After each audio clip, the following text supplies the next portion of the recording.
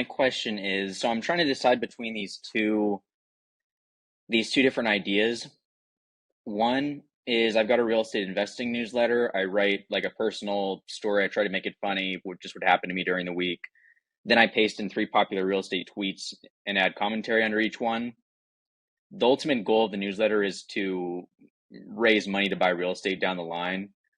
This idea, though, the con, I think, is the value add isn't super clear. And I'm no like I've got 7 doors, so I'm no real estate guru.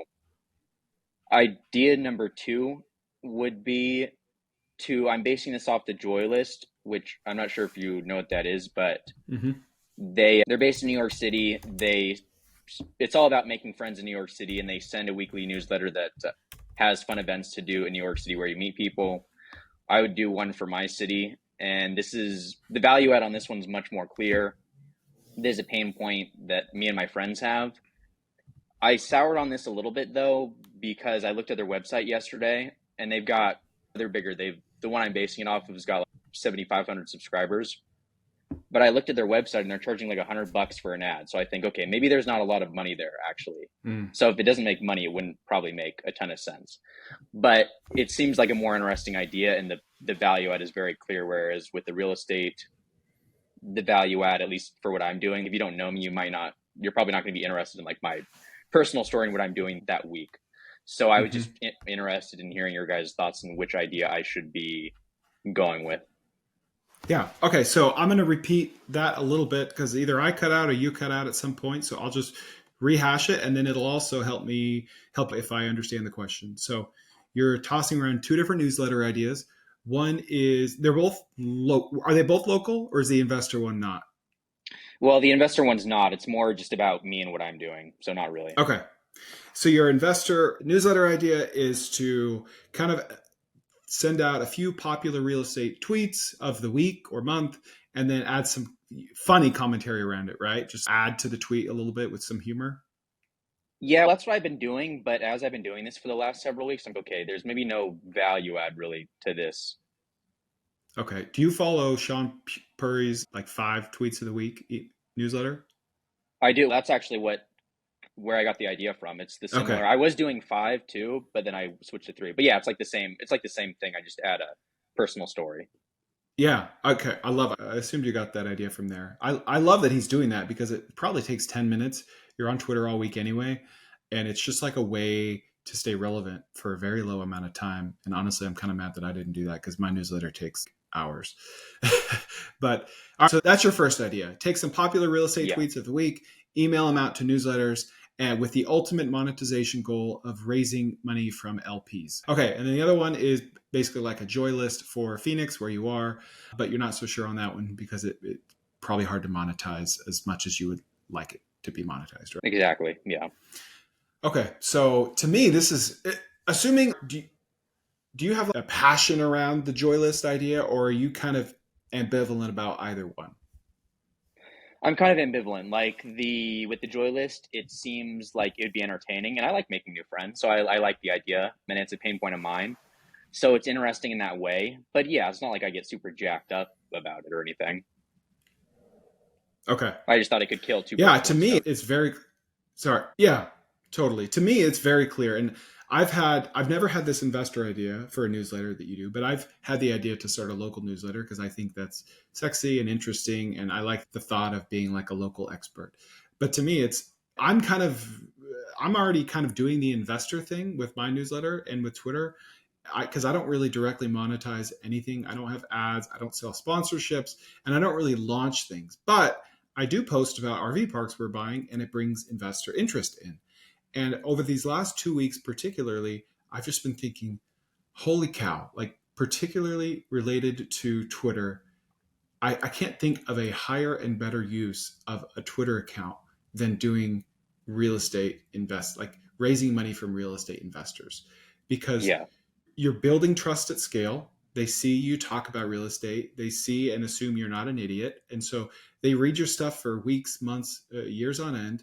And then they have an opportunity to invest in that. Whereas what's your value per subscriber going to be on a local newsletter? 50 cents a month, $2 a month. Whereas with a real estate investor, or a real estate investing newsletter, it could be 100 to 1,000 times that. And if you're passionate about both, and I honestly, the investor one will probably take less time too.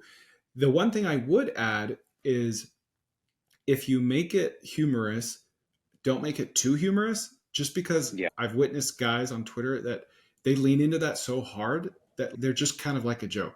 They're kind of a comedian. And it's like, oh, then they tweet something serious and it's, nah, are they trolling? And it's just, it's really good for clicks and views, but it's a lot harder to monetize. So if I were you, I would show humor just enough to show your personality, but not lean into it so hard. And I don't think you said you would do that, but that's just kind of an anecdote. But I would also add that at the end of every email or at the beginning, you just you put in some sort of smart commentary that shows your readers that you know about real estate too, like that you have value to add just as much, if not more, than these tweets you're including.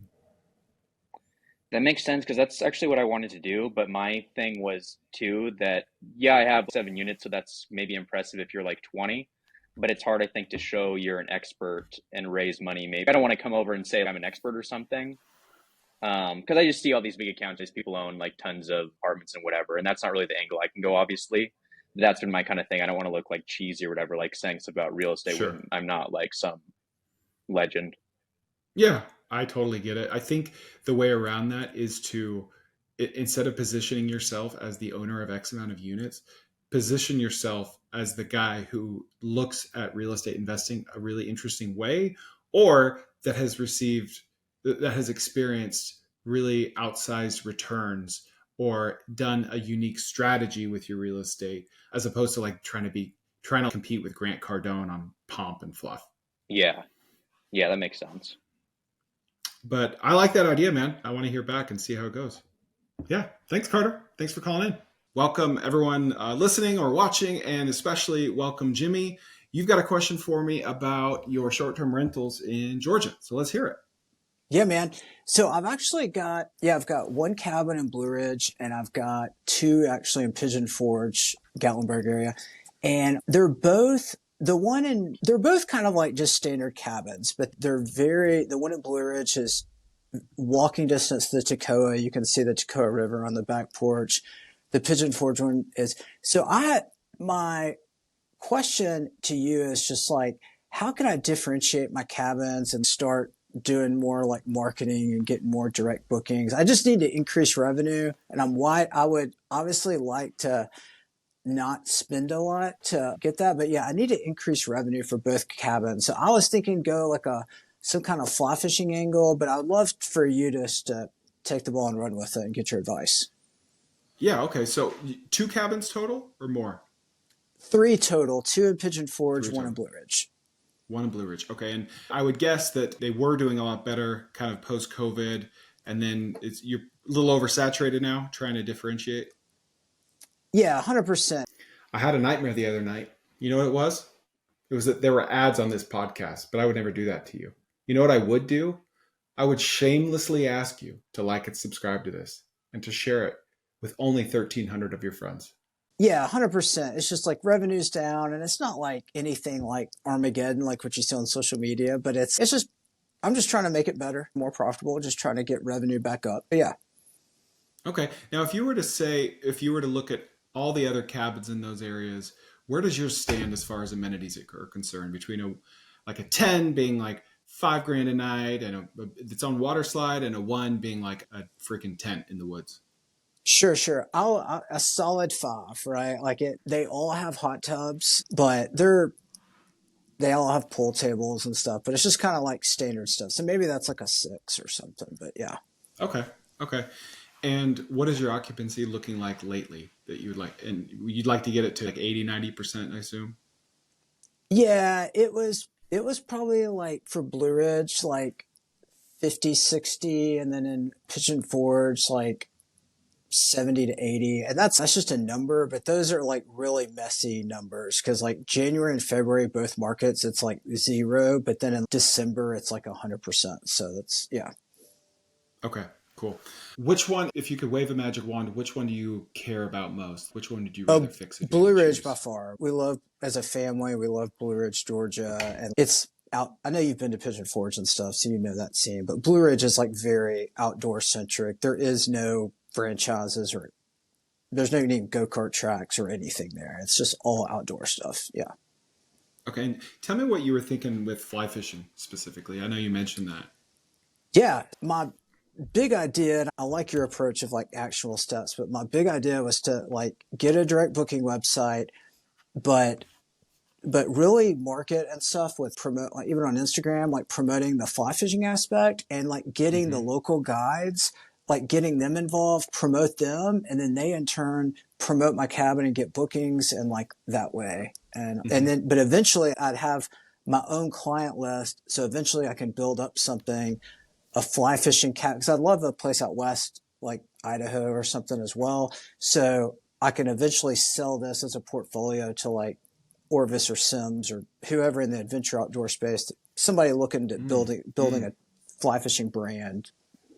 Okay, so you not only want to increase the occupancy, but you might want to actually scale this. If you can figure out how to fix this occupancy issue, then you want to lean into this business more, because I know you've got a zillion businesses like Yeah, right now I'm just trying to increase revenue and stuff, but it doesn't all that what I just described. That's very manageable and actual. Like I can get that done next month. But I just wanted to be smart about like where I invest my incremental capital. I'm wanting to get the highest returns on invested capital possible for this. So I just wanted your opinion on what to do.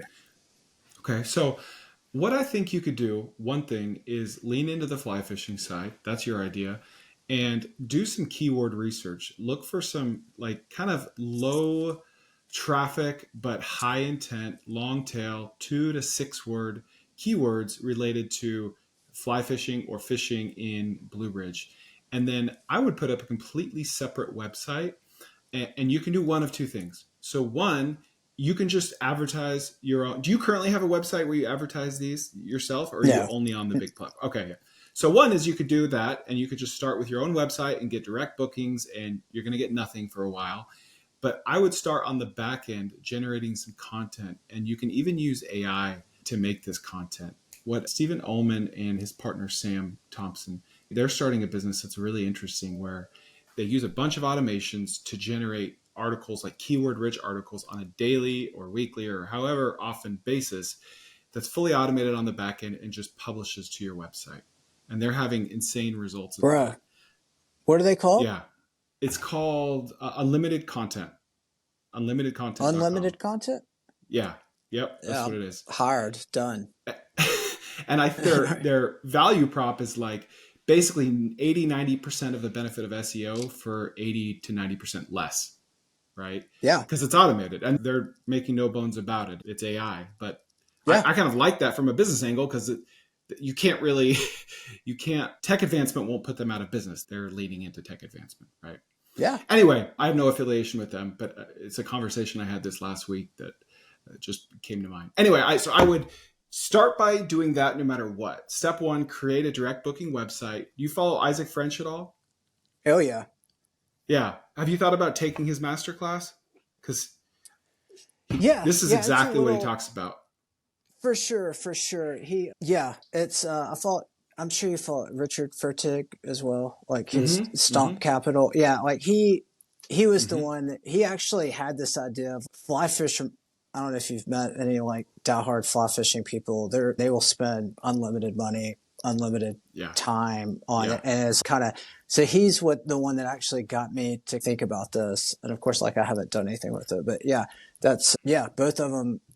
Yeah, that's exactly what I was going for. Yeah.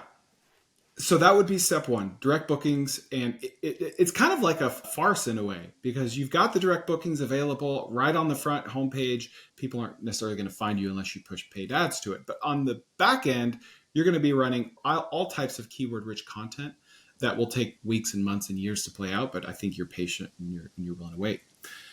So I would do that, and it shouldn't take too long, and you can kind of do that passively. And then step two is and I'm only suggesting this to you because I know you like starting new businesses. Think about starting like a local marketplace for fly fishermen.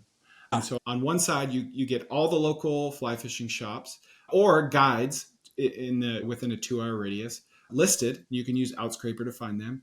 And then on the front end, you can push paid ads to it and find fly fishermen. And at first, there's no mention of your short-term rentals. It just looks like it's a local fly fishing marketplace.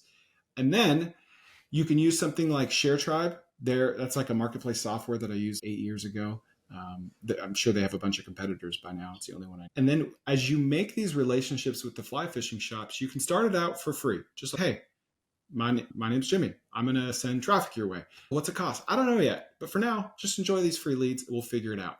And then if it works, then you can start talking about either charging them on a per lead basis or taking a percentage of revenue they get, or being creative and saying, you know what, where are your guys staying? Oh, I don't know. I don't care. I'm a guide. What if instead of you paying me for these leads, I give you leads and I pay you? And if you send me people to stay in my cabins, I'll give you 10% of the booking, which that could be $200. It could be $50, something like that. And that way they're like they love you. You're over delivering. You're giving them free leads and you're paying them just to recommend your cabins. What do you think? Oh, I love it. I love it. The big thing, I don't know how deep you've dived into like Richard Furtick's post, but what's interesting is over 50% of his revenue isn't bookings. It's the ancillary services that he does and his Outer Banks project with the windsurf. So same thing he's done for windsurfers in the Outer Banks. Like I was thinking fly fishermen. So I was trying to just figure that out, but obviously with like limited resources. So I love all that. Okay. Anything else? That should be enough to get you going. That's great, man. I love the show. Love the feedback. Thanks so much. All right. Thanks, man. All right. Thanks. Yep. See ya. Welcome. Awesome. Thanks so much for having me. I appreciate it. Absolutely. So all I know about you is video production. That's right. Yeah. I'll give you a little bit of background for context. So I started my video production company about 7 years ago, but over the past couple of years, the revenue's flattened out. And I've really struggled with growing it in any sort of like consistent or predictable way. I have tried cold email, cold LinkedIn outreach, Facebook and Google ads, but I haven't found anything that works really well. So really just love to hear any advice or ideas you might have on how to kind of predictably and reliably grow the video business. I do have a few ideas I could pitch, but I'm just kind of curious to hear your thoughts, and I'm happy to answer any questions you might have for that. Okay. Where are you located? Where's your business? I'm in San Antonio, Texas. Okay. And is everything you're doing local, or do you travel for stuff or do anything remotely? We do travel and we do a decent amount of projects remotely now. I've started doing some work on Upwork just to kind of get typically lower value projects, but all my editors are remote. So we can do kind of like animated motion graphics and explainer videos and that kind of stuff all remotely without having to be in person. But we do travel if the budget works for the client. Okay. And when you're on Upwork, are you doing like explainer videos and stuff like that? Is that your average job? Yeah, primarily on Upwork. There is some like shoots and stuff that come from that. And I'm actually going up to Dallas next week for a shoot with McKesson that came through Upwork of all things. But most of it's cool. Editing projects, social media videos, animated explainers, that kind of stuff. And are you on Thumbtack at all, or Angie's List? I have been. Yeah, I'm actually thinking about getting back on it. I was having a similar issue where a lot of those platforms are kind of raced to the bottom, so it was hard to charge my like normal rate. But yeah, I've since hired someone full time who's just doing Upwork proposals all day, every day. That's just started the past couple of weeks. So I'm thinking about having them do like tack proposals while they're at it. Yeah, I asked that because I found my video guy on Thumbtack and I paid him many thousands of dollars, and I found him like 7 years ago and I still call him for stuff. Yeah, definitely. Sample size of one, but does Angie do that as well?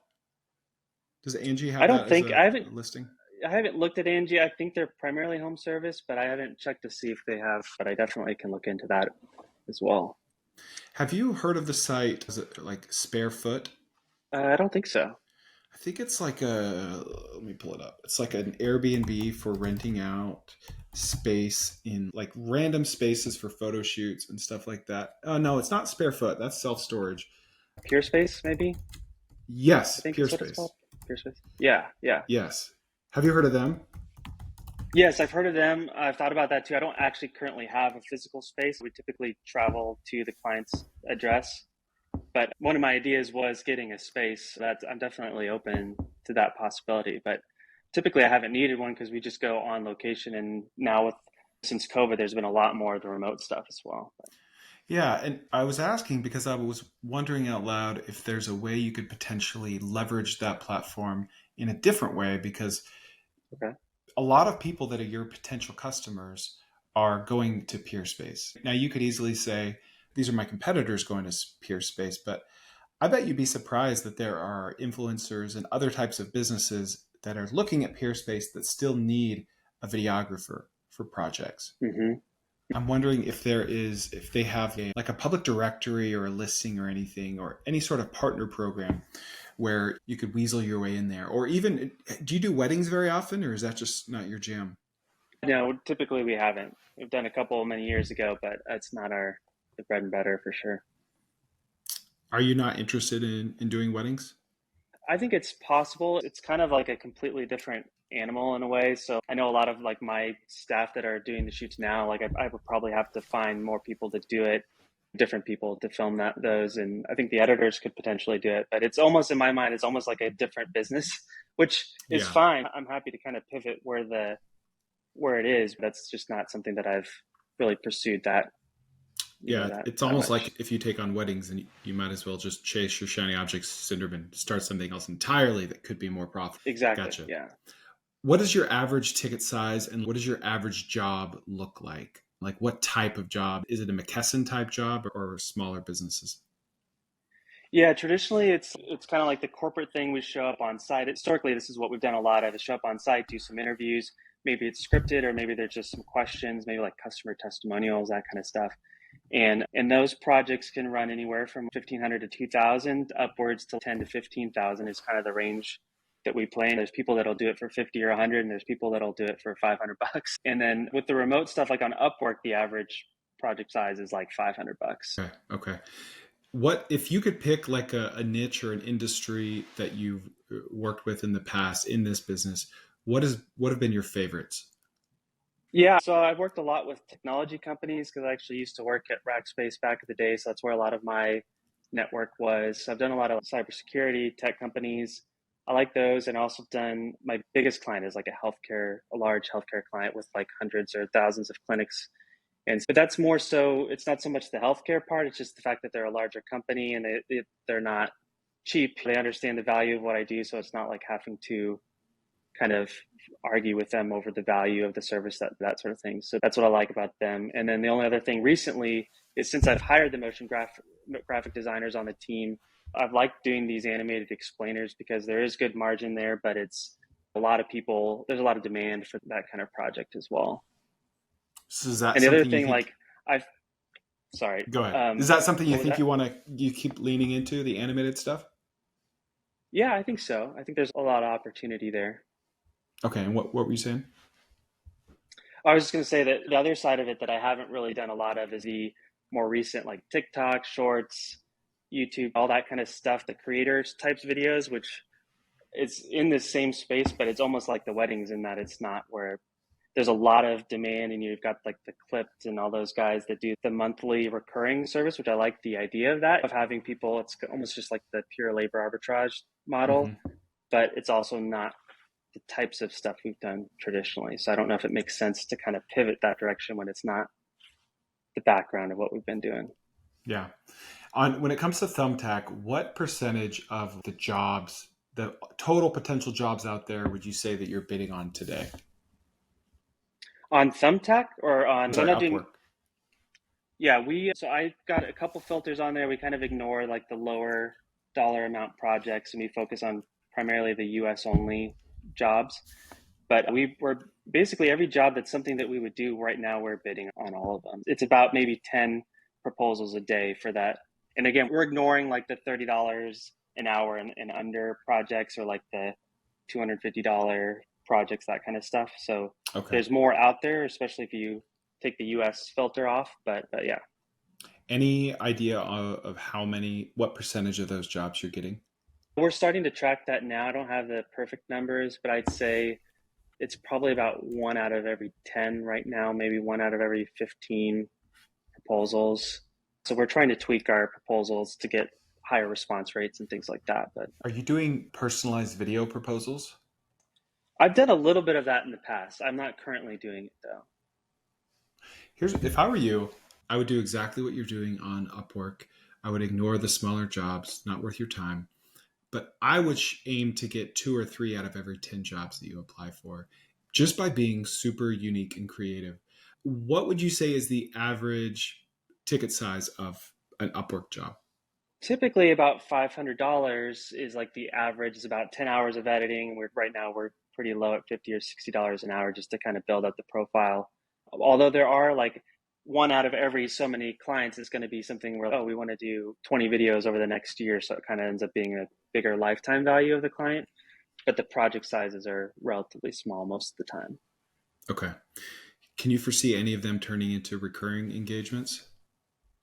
Yeah, we've actually gotten a couple clients in the past few weeks that are recurring clients. So that's why I kind of doubled down on Upwork.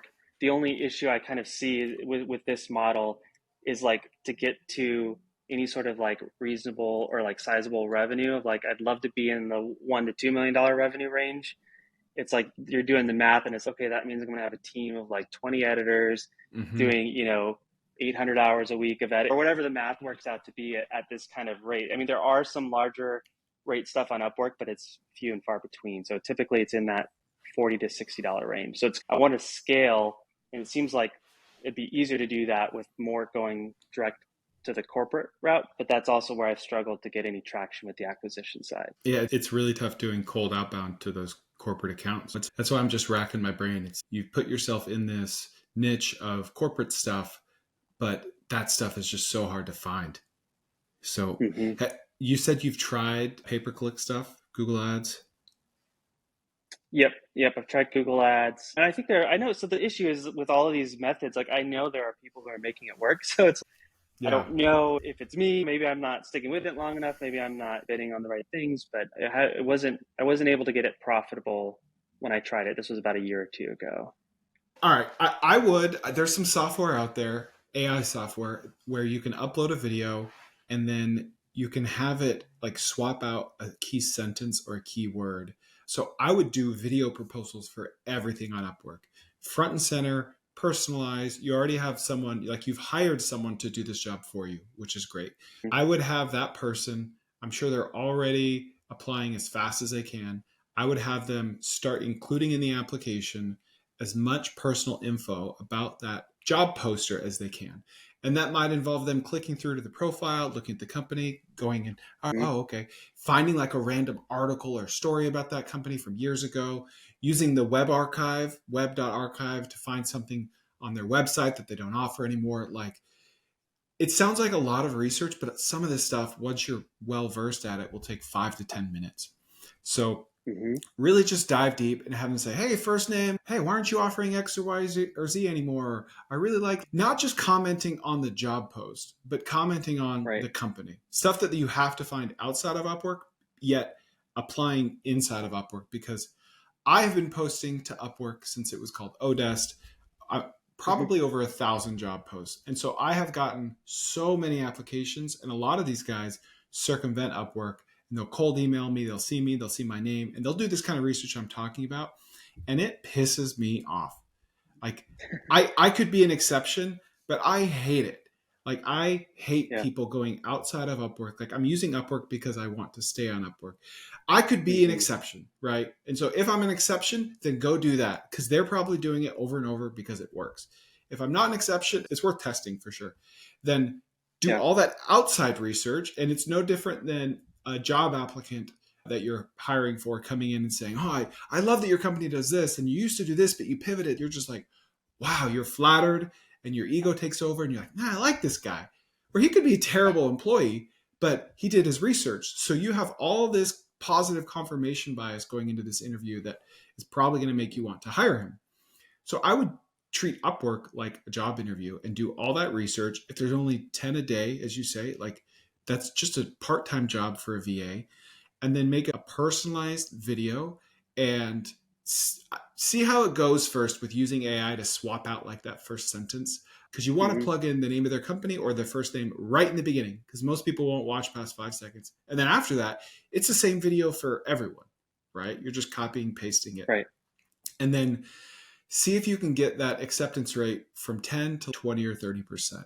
Now, do you think that would be a meaningful difference to your business if you were to double or triple your Upwork side of the business? Or is it still kind of, I got to do more than that? Yeah, I think it is meaningful. We just really started Upwork seriously a few months ago. It is just, it feels, I think it's meaningful and it's worth doing. And I definitely will do that, but it's kind of like a lot of all this effort. And then it might equal one of my larger corporate clients to get like a bunch of these smaller ones, that might just be the game that I need to play, but it's hard to, yeah. Wow, these 10 Upwork clients are paying me like half of what my one large corporate client is paying me every month, and with a lot more back and forth and stuff. But it's competitive, and it is a fairly commoditized skill at this point, so it's hard to figure out where that angle is necessarily. Yeah, I like the idea of being able to sell explainer videos to companies all over the world, but we both know that's something that AI is just going to crush, right? Whereas doing stuff like your market is plenty big enough for you to have a $10 million plus business. So leaning into using this Upwork hack that I'm talking about to kind of boost your enthusiasm and your ego and get you excited about the business again, so you don't keep looking around at other ideas. Right. But then I would also start at the same time, just starting a drip campaign, scraping like a targeted list of emails in your area. And I know it's hard, but there's something about, Michael Scott says, always be closing, right? I say always be sending cold emails, a much longer acronym, but like when you always have a campaign going of 50 to 200 emails a day to complete strangers, you're just always in the game, right? Yeah. It's like right now you're sitting on the bench at the baseball game and you're not getting called. You're never going to hit a home run because you're never even going up to bat. But if you're just putting your name in inboxes all day, every day, something's going to hit. And then one of those things that hit will be recurring. So even if you're like the potential promise of this and your outbound response rate is much lower than a traditional business, it's worth doing. And then I would also explore putting your stuff out there, using TikTok and Instagram to your advantage. From like behind the scenes, behind the curtains, like the life of video. I mean, you've seen those videos. I've seen them where it's like a picture of the camera, right? Showing how you make certain shots. I think that could go a long way, but I would put that as like opportunity number 3 of these 3, whereas the other 2 would be the higher and better use of your time. Yeah, no, I like that. I appreciate that. That makes a lot of sense. Can I just pitch one brief idea around this video business just to hear your feedback? So yeah, I'll make it really quick. One idea I had was leasing a space in like a large office building and building like a small podcast / video studio and using that as like a lead gen within hopefully it's a building that's big that has hundreds of tenants, and even potentially partnering with the landlord, either making it like an amenity, like a fitness center, except it's a podcast studio, and having the landlord pay me some like discounted rate and using that as a lead gen almost. Okay, I'll do this like low cost podcast or whatever with the idea that, I can pitch the podcast editing services or other videos. It's recurring. Yeah. So I don't know if that you think would be worth pursuing or should focus on this other stuff first. Or... Honestly, you could do like a WeWork or a WeWork knockoff where it's just a month to month and you're like, I just need this office. It's exclusive. It's not a shared office. And that way, if it doesn't work out, you just pull the plug and then throw up a website, start reaching out to people. Like certain like local entrepreneurship groups would be perfect because these are guys that if they don't already have a podcast, they're about to have a podcast and they'll want a podcast. Right. And they probably live at home with crying kids and it's just a place for them to escape to. And man, you could structure it a zillion different ways. You could rent it out by the hour as needed, flat monthly rate, unlimited usage, additional costs for editing, or the editing is lumped in. You could do any number of things. And then you could even use it as your own office when it's not being rented out. That's a great idea. And maybe it doesn't even need to be a lead gen source. Maybe it could just be a self-sustaining business in and of itself and a lead gen source. That's a great idea. Yeah, right? man. It sounds like you've got a great thing going. I want you to follow up with me. Tell me how everything's going. Absolutely. Great. Have a Thank good you. day. Yep. You too. Raul, Hey guys, what's going on? how are you? I'm doing great. You're looking to raise capital for a local like shipping store, right? Correct. Exactly. Basically, I've been looking to acquire a business, and instead of going on buy, biz, sell and all these different sites, I figured, why don't I just go in my local area and just go talk to business owners? So this shipping store is 2 minutes down the road from our house, and talked to the owner for a few hours a couple weeks ago. And they do mailing and shipping of packages. They do passport photos, things like that, and he is open to selling. He's at that age where he wants to retire and do something else. And he's looking for $60,000 cash. He's not open to seller financing because apparently he's been burned before in a previous sale of a business. So he's against that.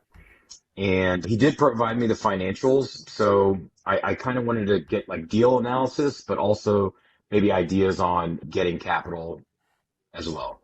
And do you think you need capital for all of this or a portion of it?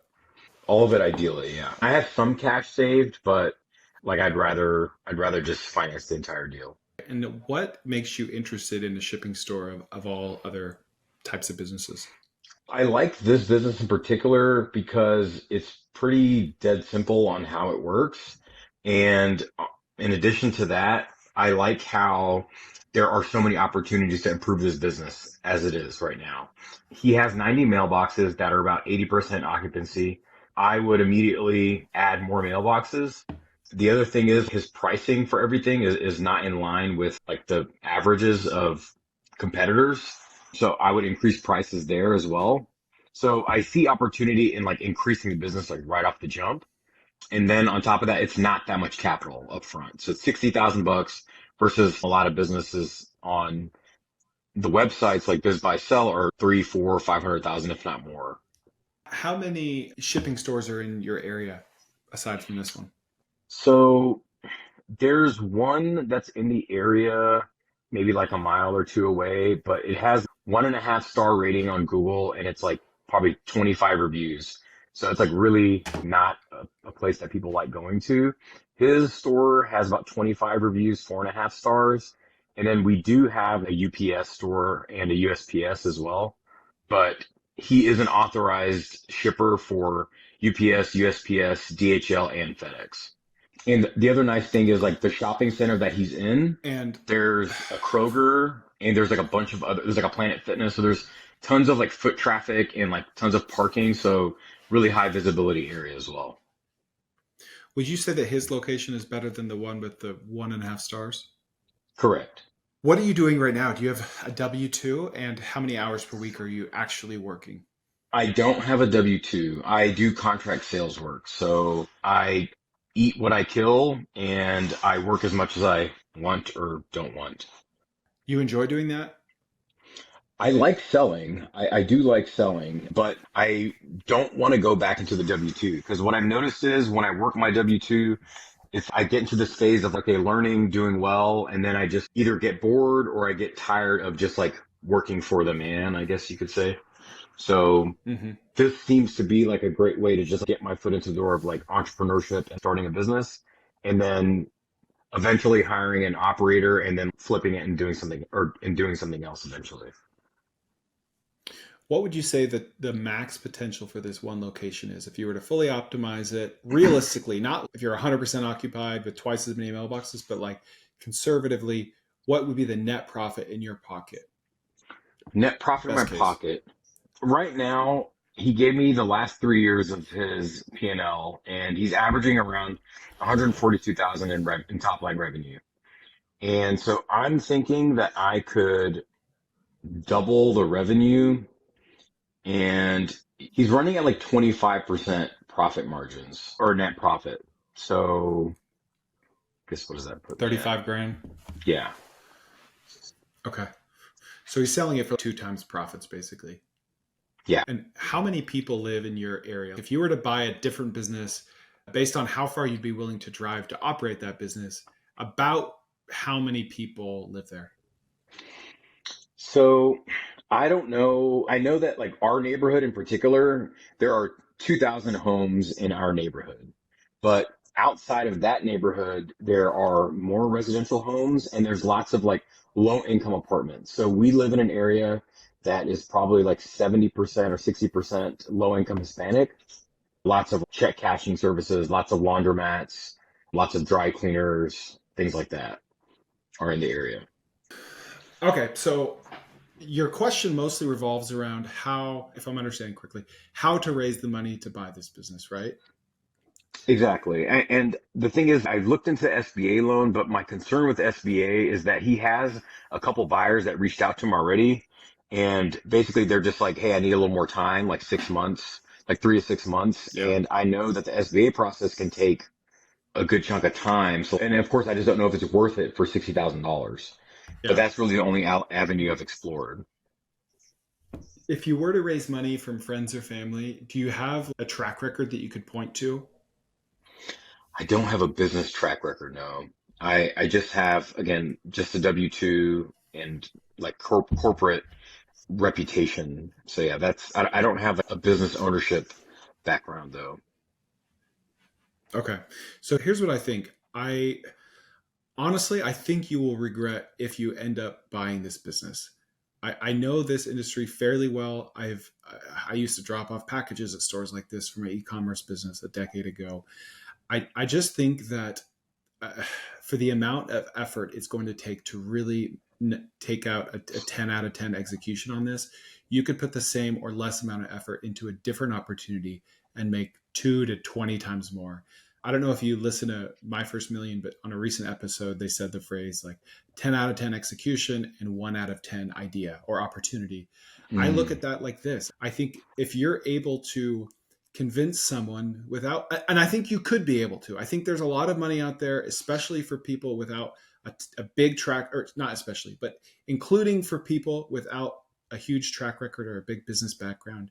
I still think you could be able to raise money for this, but I don't think that you should.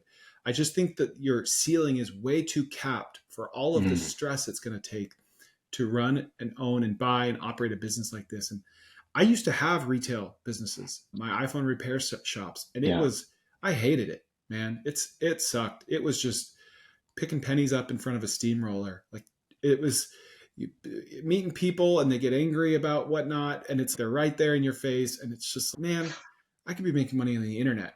And I'm not saying you need to go buy an internet business necessarily, but I think you should be patient and lean into your skills as a salesperson, which are very hard to find. Like it's hard to acquire those yeah, skills, especially if you tell me that you like selling. Like, why sell a $10 a month widget or a $30 a month widget when you can sell a $300,000 widget, right? Like, look into life insurance salesmen can make millions of dollars a year.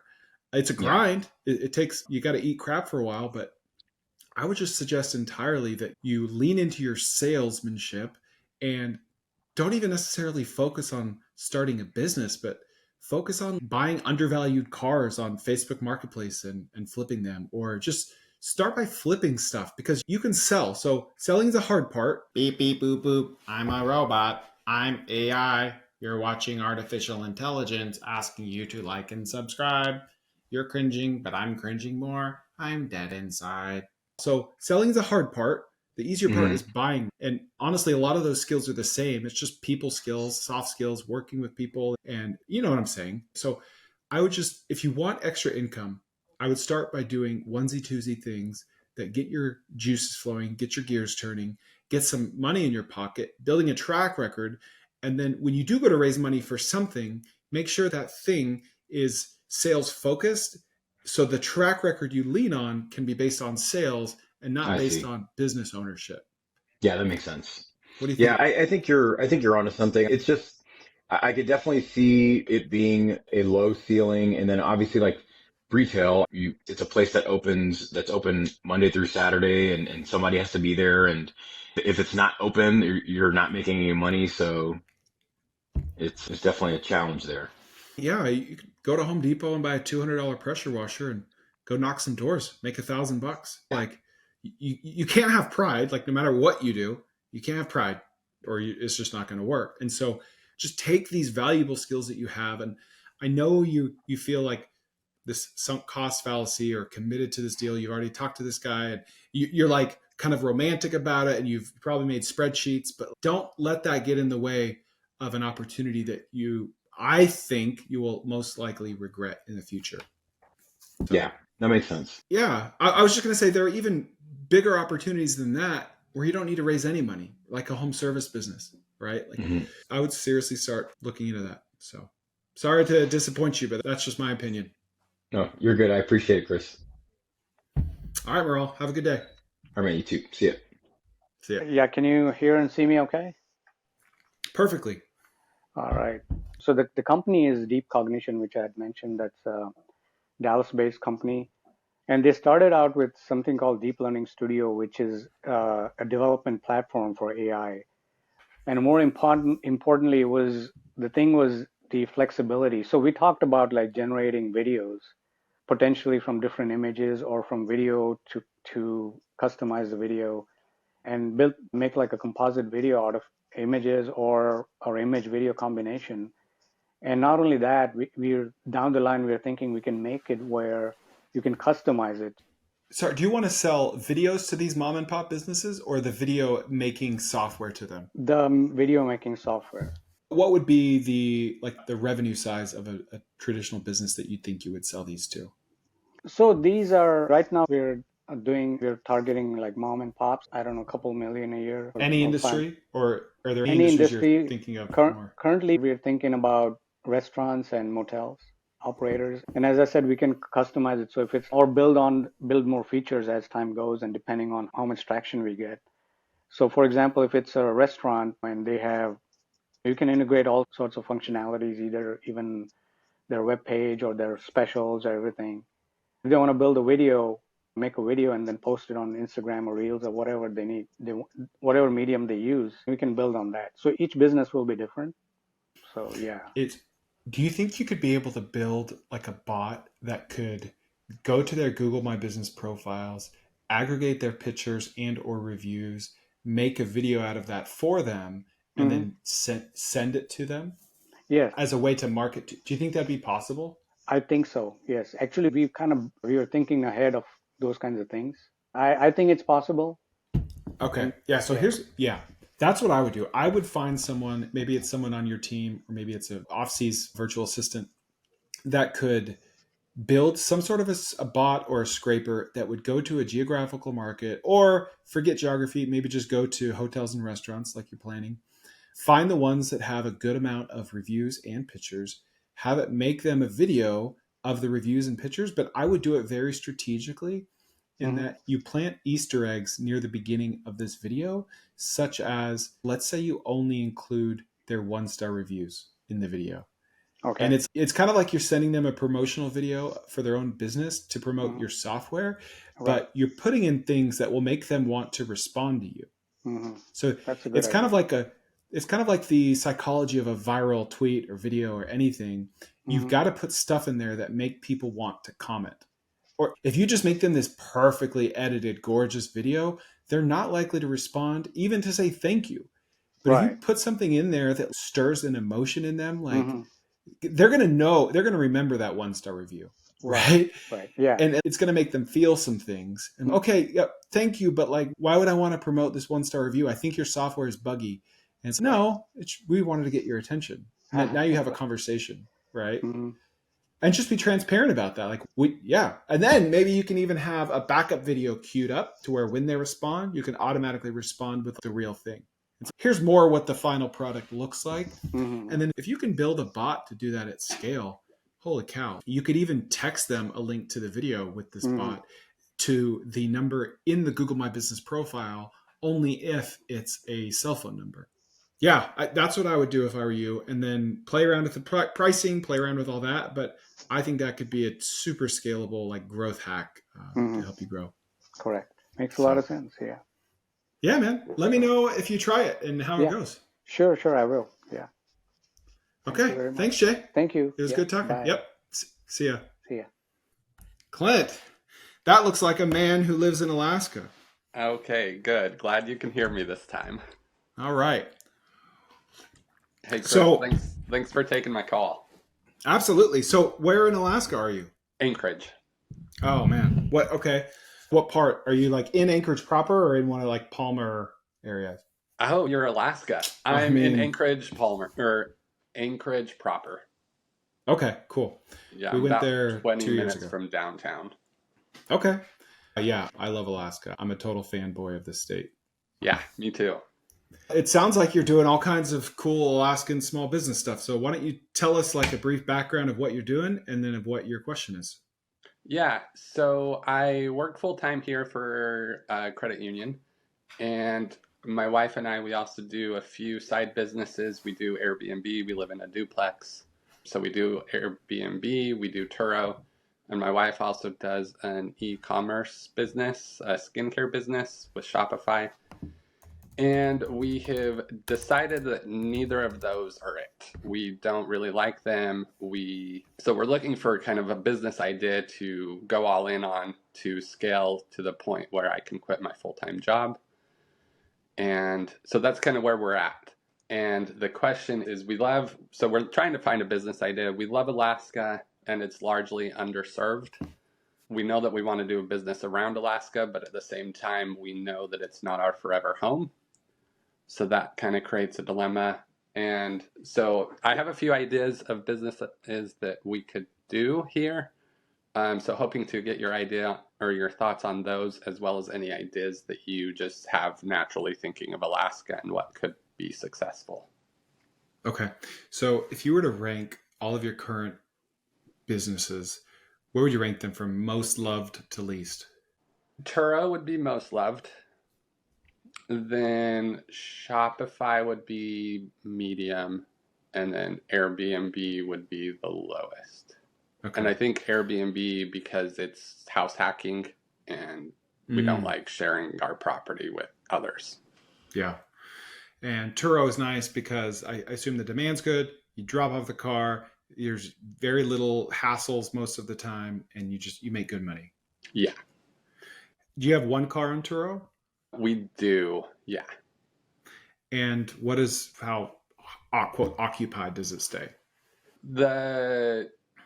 During the summer, it's nearly like 80%, 90%. And then during the winter, we actually pull it because it's too much of a liability getting parked on the street with snow. And there's a lot of like windshield damage during the spring and fall seasons. So that's another reason why we're what type of car is it? So we had a Chevy Traverse and we sold that last year and we're looking to buy a Kia Telluride for this year. Okay. What were you in the middle of saying? That's another reason why you're trying to... Oh, another reason is it is lucrative, but it's very much it's like only 3 months or because we only do it during the summer. I assume if you scaled this up, let's say you could wave a magic wand and have 10 of these and they stayed 80% occupied, you'd probably have to store them somewhere in the off season. Yeah. Pay for that. Yeah. Okay. Do you have any idea of how popular the Traverse is on Turo in your local area compared to other makes, models, or just types of vehicles, cars, trucks, vans, etc.? I haven't looked into that. Okay. But it is an here, older vehicle, and that's kind of our thought of why we sold it, and we're looking to buy a newer vehicle because newer is more desired. Yeah. And what did the Traverse rent for, and what are you planning on renting the Telluride for on average per day?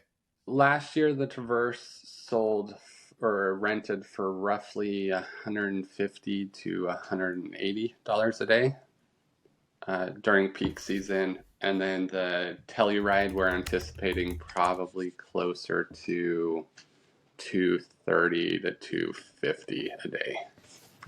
And what percentage does Turo take? Right now, we have it set for 10% because we don't pay for as much of their insurance. Okay. So let's say the Telluride, and what is the Telluride going to cost? $35,000. Okay. So is the season 3 months? Is that safe to say, or could it be even longer? Yeah, it's usually May through August are the peak seasons. So I think that's 4. Okay. So let's be more conservative and say that your Telluride rents for 220, and then let's knock off 10% and call it 200. And then let's call it 4 months. That's 120 days at 80% occupancy. So let's see. That's going to be 19,000 a season. So that's pretty crazy. Obviously, you're going to have some costs, but they're filling up the gas. You got to pay for insurance. And then I would just kind of work in the storage, even though you don't have to store this one. So 19 grand a season, theoretically on paper, for this Telluride that costs 35 grand. So your payoff is 2 years, right? Yeah. And then, okay, here's what I would do. I used to do this with Airbnb. I would spend 2 or 3 hours in Turo, in Anchorage, in Alaska, running searches, open a Google Sheet. And I did this with RVs once, and I'll share my format with you after this. Open a Google Sheet and start running searches in Anchorage at different dates. Like try and always do, I assume weekends are busier. So I would do like a weekend in early May, and then a weekend in early June, and then a weekend in early July, and then August, and then even September, just see. And run searches for everything, no filters set. And then just put in your sheet how many results, what types of results, make it as granular or as broad as you want. And then I would start running some filters, like maybe SUV only, maybe 3 years or newer only, or a certain amount of miles only, or 4-wheel drive only, whatever you kind of want to lean into. And then start running those same searches on a date much sooner, right? So compare like a weekend in August versus a weekend in early May at the start of the season, or next weekend. And what you can do with this, you can do this on RV Share or Airbnb. This will tell you how popular certain models are or not, how much demand there is or not. Oh, and also put down the price of the average rental price for these filters. Okay. It's going to take a little bit, but I would recommend you do it yourself and not outsource it, because it'll be worth your time. And I'm only recommending all this because you told me that of everything you're doing, you like Turo the best. Mm-hmm. And then I would seriously look into scaling. It's late March. If you were to get 2 or 3 vehicles, now's the time to do it. And look into, like, there are people that make millions of dollars a year on Turo. And I think you're in a market that, like, when we went to Alaska, we used Turo, right? The cars were insane. And we went to Hawaii, we used Turo. And I don't know what the competitive landscape is, but my gut is if you had a fairly easy time renting out your Traverse 80 to 90% of the time, and that was a little older, then a better vehicle will do even better, right? And I would start pricing out some storage facilities and just baking that into your projections, and then make a different Google Sheet that just says, okay, let's say I have 2 cars, or 3 or 4 or 5, or just 1, and put them in a Google Sheet, and then have a master number that says, what if I'm at 10% occupancy? Worst case, what do I do? What if I'm at 40, 50, 80, 90, 100%? And then just kind of come up with a framework based on hard data. This isn't guessing. This isn't just like wishful thinking based on a spreadsheet this is a spreadsheet forecasting based on hard data on Turo that probably no one in Anchorage is doing right now. No one else. Yeah. And then you can learn, wow, okay, this is exactly what I did. So I'm recommending something that I literally did myself. I did this on RV Share. I wanted to buy an RV for my family, but I also wanted to rent it out on the side. And it was clear as day to me that Class C RVs in Northeast Dallas-Fort Worth were a super hot commodity. And it got to the point where I even got on the phone with one of the co-founders or VPs, and I showed him my spreadsheet. And he was super curious and interested that some nerd did all this research. And I'm like, hey, can I ask you? And it was in his best interest to talk to me, because I said, I think I just learned something about my local market that really makes me want to buy a ton of RVs and put them on RV Share. But I'd like to talk to you first. So we got on the phone, I shared it with him, and he's, holy cow. It's here in the back end of our database. This is exactly right. Yeah. I wish I could shout it from the rooftops. People need to buy Class C RVs, not just DFW, but they were hot in a lot of different places. And especially there's more nuances. Like, you don't want one that's too long because then people will be intimidated. But if it's too short, then it's too small for families. And I was able to figure that out, even like the length of the RV. And so once I figured that out, it was like, wow, yeah, I'm off to the races. So I bought an RV, and it was like a 2008. It was, I don't know. I bought several RVs, so I don't remember which one this was. But the payback period on this thing was like 3 months, which is similar to what you're looking at. Yeah. And I did a tweet on this because it was like, hey, I'm shouting this from the rooftops. You could start a really scalable business on RV Share and Outdoorsy, and there's 3 other platforms now. Mm-hmm. The problem is you have one Turo. And so the fact that this is your favorite initiative right now is really saying something, because that's hard. Like I've always said, if you're going to have one rental house, you might as well have 100. If you will have one Turo, you might as well have 100, because it's hard. That's a hard business when you only have one car. So I would do that research and figure out, can my market support 5 more cars or 10 more cars? And where do I put them in the off season? How much is that going to cost? And then just work that off season storage and insurance cost into your calculations. Okay. So you wouldn't even think about doing something different? I would do this research before making that decision. Okay. And maybe you could even do this research and then come back and talk in a week or 2 and tell me what you think. And then we can talk about another business, because I know better than anyone that other businesses are hard and other businesses are always sexier. The grass is always greener. But if you already have this, it's already profitable, you already like it, then find out if it's scalable enough there before making the decision about something totally different. That makes sense. So, yeah. Good luck, man. I want to hear how it goes. Okay. Sounds good. Thanks, Chris. Yep. No problem. See ya. Bye. Cool. I guess that concludes episode 7, I think this is, of the Kerner Office. Thank you for listening or watching, and we'll see you next week.